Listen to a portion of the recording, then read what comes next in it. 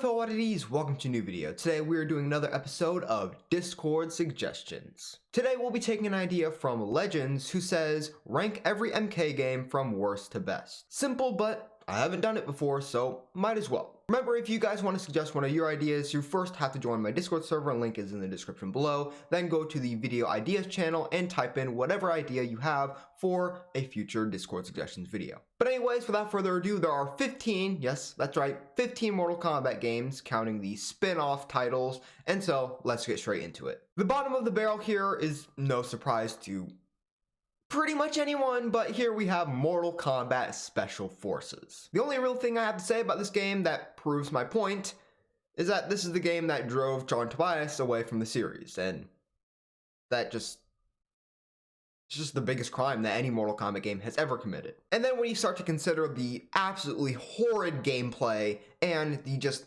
unfinished nature of the entire game, Sonya isn't in a game called Special Forces. The first Special Forces character isn't in a game called Special Forces. That's whack. Moving on.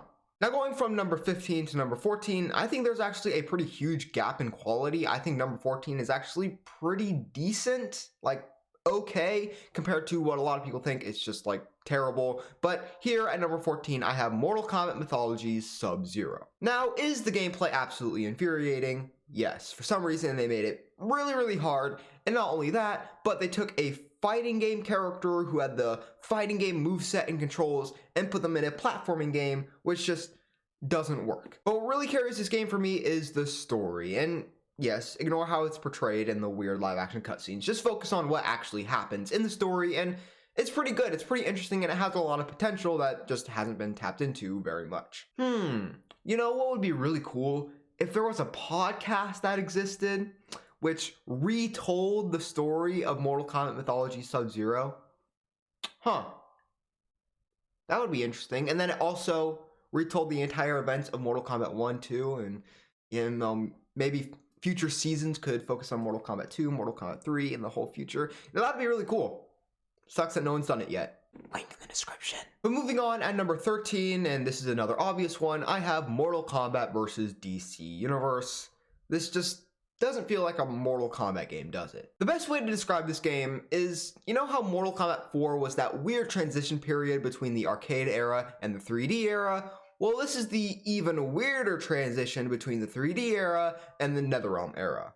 It was Midway's last game, and it also has the structure of the NetherRealm games with it having the chapter system, the story mode, and just kind of the way the game looks overall. It's next gen. But then you had to add the DC characters in there, which really screwed up one of the bigger elements of Mortal Kombat, which is the gore and the violence. Almost none of the fatalities really had that brutal factor to them, and that really sucked for a Mortal Kombat game. Like, come on. T for teen? This is literally the rating system Mortal Kombat created for being so violent.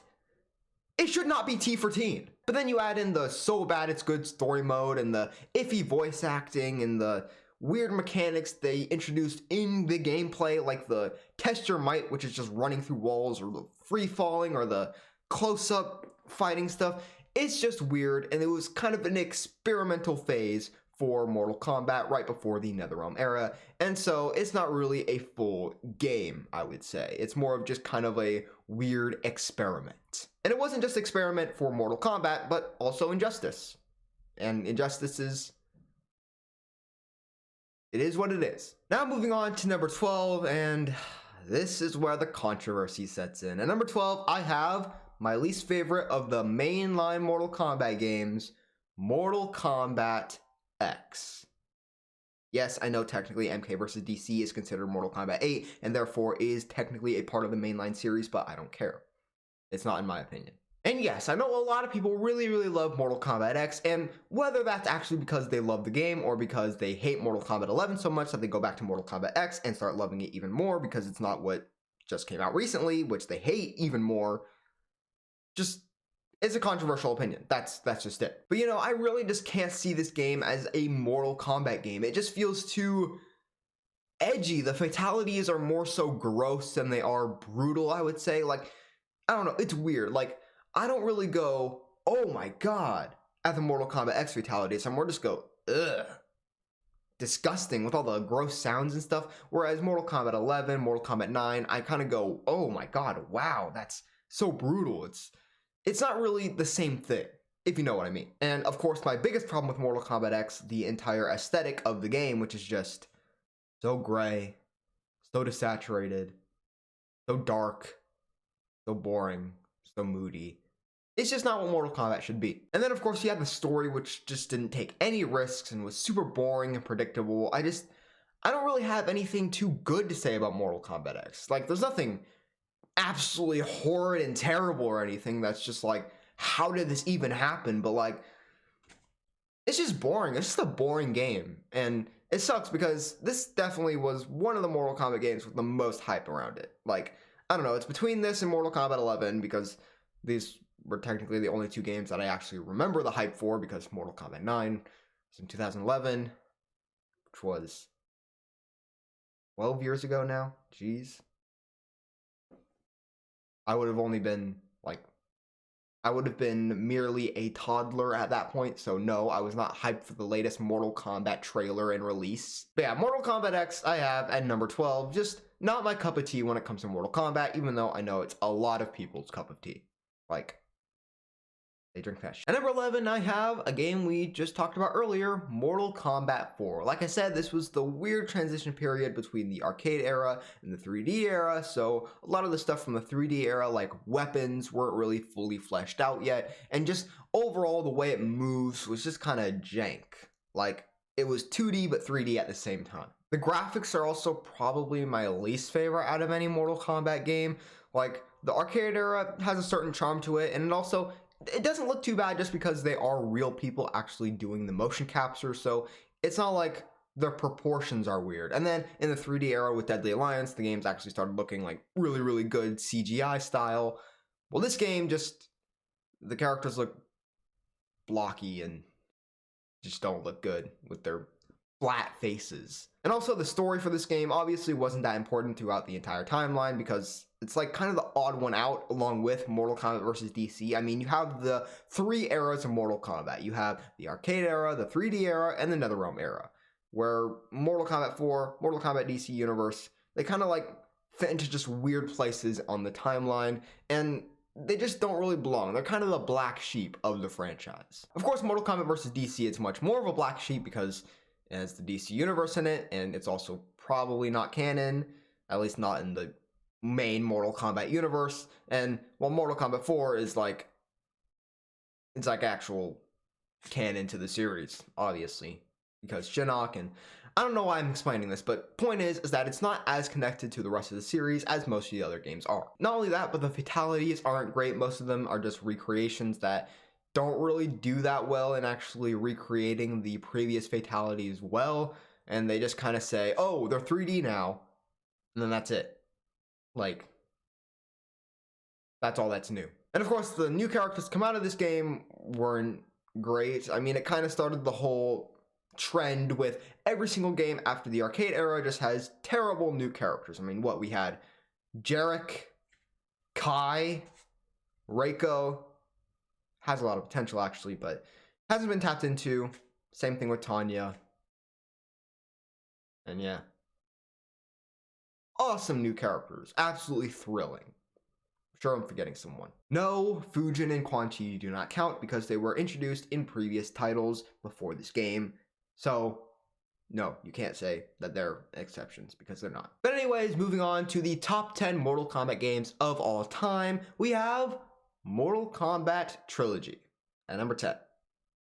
Not much to really say about this game. I mean, most people wouldn't even have it on their list because it's just a combination of the three previous games with all the characters and stuff playable, and there's no story or anything, and that's pretty much it. But you know what? It's a cool little game. Like, it's a cool little thing you can just play.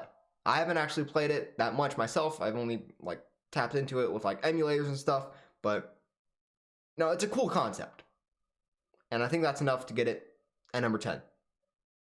Moving on to number 9. At number 9, we have, this might be a controversial opinion, I don't know. I don't know people's opinions about this game, but Mortal Kombat 1. Now, was this game revolutionary? Yes, there's no doubt about that. And anyone who tries to refute that is wrong and dumb. But try and take off the nostalgia goggles and just look at this game as a game. It's not that great, especially if you compare it to the other Mortal Kombat games. The controls are slow and stiff and janky, and the story wasn't really fleshed out yet, so you just had a bunch of Earthrealmers fighting each other, which doesn't make any sense going back to it from the future games we have now. It just doesn't really make a whole lot of sense. It wasn't the full Mortal Kombat experience that Mortal Kombat 2, I think, would fully flesh out and create. And so no, I'm not going to put Mortal Kombat 1 at number 1 just because it was the first game and none of these other games would exist without it. Even though that's technically the case, but like, I think it's fine.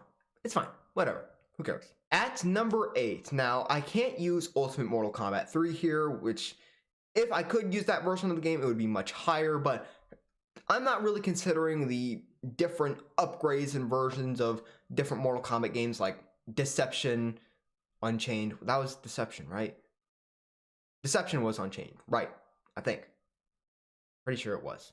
But like, I'm talking about stuff like Ultimate Mortal Kombat 3 or Mortal Kombat 4 Gold or Tournament Edition of Deadly Alliance, which isn't even an upgrade. It's like the Game Boy version of Deadly Alliance. But you get what I'm trying to say. I'm not considering these different versions as all separate games, so unfortunately I can't use Ultimate Mortal Kombat 3. I have to just use the base version, which is much lower on this list because the roster isn't that great. It doesn't have Scorpion on it, which is criminal because he's Scorpion. Well, yes, I really do like the Mortal Kombat 3 characters. I think it was just weird how they left out so many iconic characters from the previous games. Like there's no Katana or Jade or Melina, which is crazy, and there was no like Raiden.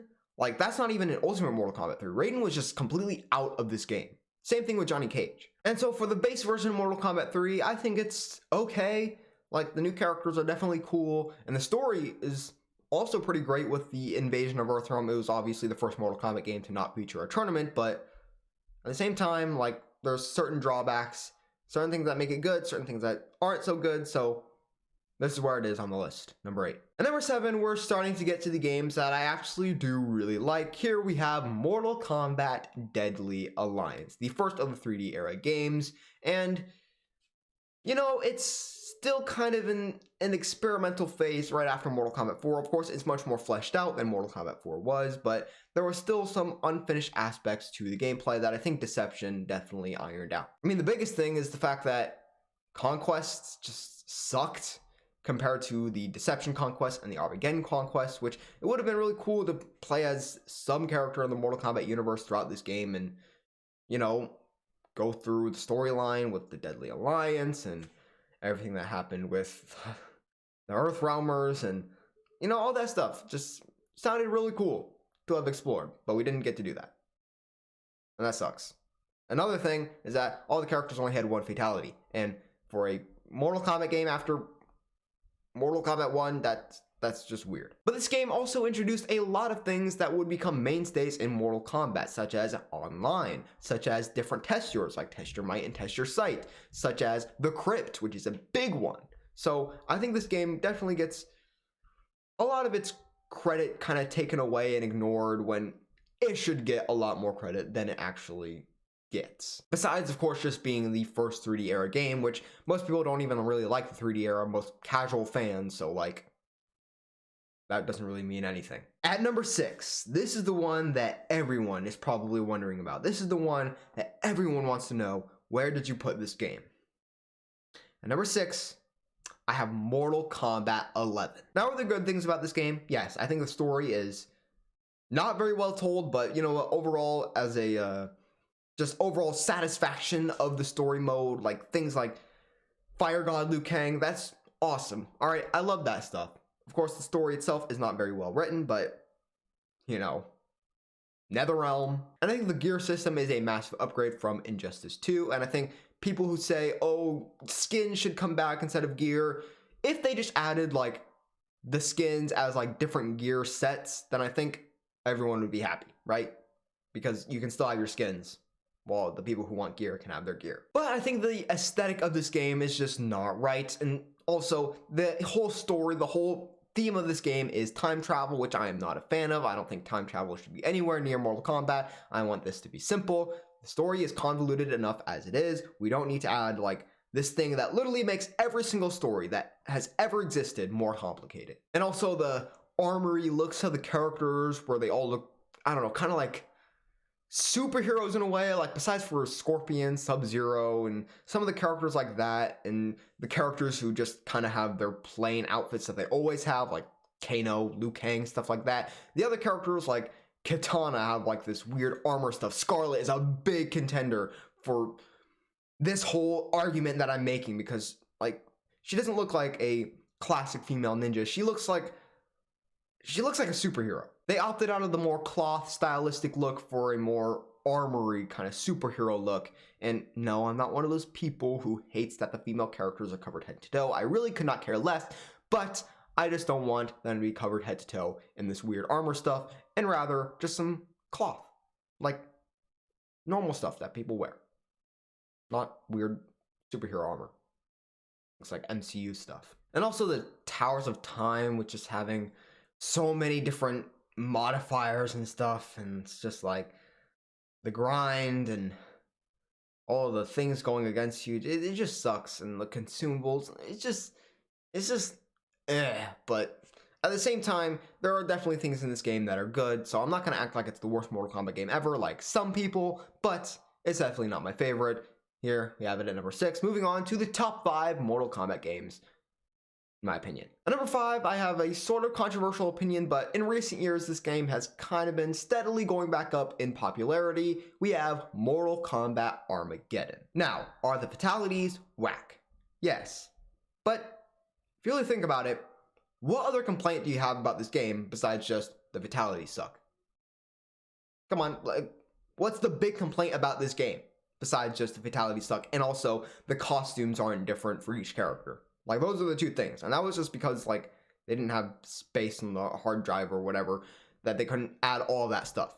Like, those are the two major complaints, and I don't hear really anything else about this game. The roster is obviously amazing. It's just every single character, and it didn't include any NRS characters, so that was just amazing. And the creative fighter feature, I mean, there's a reason this is the only Mortal Kombat game I've played on the channel so far. It is so fun, and it's really underrated in my opinion. This game did so much. Midway and Ed Boon and the whole team did so much for this game, only for you guys to call it trash because not every character looked different and because it didn't have fatalities.